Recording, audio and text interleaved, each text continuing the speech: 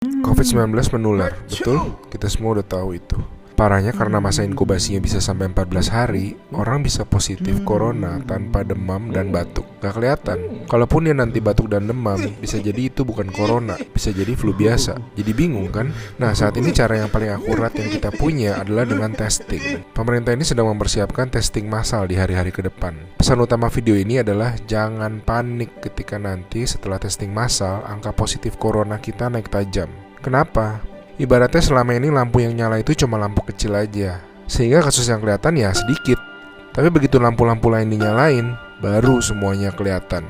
Jadi kalau nanti dalam sehari angkanya naik tinggi, artinya bukan dalam sehari tiba-tiba terinfeksi menyebar. Oh my god, penyebarannya cepat sekali, dalam sehari naik sekian. Lebih tepatnya, dalam sehari kelihatan banyak kasus positif yang terinfeksinya itu dari kemarin-kemarin, tapi belum kelihatan. Ngerti ya bedanya ya? Pahit emang rasanya ngeliat fakta, tapi ini penting banget. Makin kelihatan, makin mereka bisa diisolasi sehingga nggak nularin ke orang-orang yang lebih banyak lagi. Korea Selatan tuh ngelawan COVID dengan cara ini. Mereka ngetes 300.000 orang dalam 7 minggu, sehingga mereka nemuin 8.000 orang yang langsung diisolasi, sehingga tidak menginfeksi khalayak yang lebih luas lagi. Kurva mereka langsung gepeng. Alasan lain untuk tidak serta-merta panik, COVID-19 itu penyakit dengan berbagai tingkatan menurut WHO. Secara statistik, sebagian besar kasus-kasus yang akan positif nanti akan masuk ke dalam kategori sedang.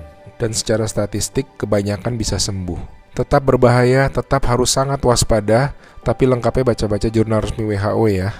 Di hari-hari ke depan kita akan lihat banyak orang positif corona, teman-teman kita, saudara-saudara kita. Tapi ingat, jangan jadi stigma. Corona itu bukan aib, dia bukan dosa, dia bukan kesalahan orang itu sendiri. Jadi kita tetap harus waspada, harus menjaga diri kita tidak terinfeksi. Kita malahan harus bantu mereka untuk jadi sembuh. Jadi akhirnya masif testing itu perlu, supaya yang sakit dan tercecer di sana-sini bisa diisolasi sehingga tidak menimbulkan lebih banyak orang yang terinfeksi. Pahit rasanya nanti ngeliat angka-angka ke depan, tapi ini langkah yang sebetulnya sangat positif.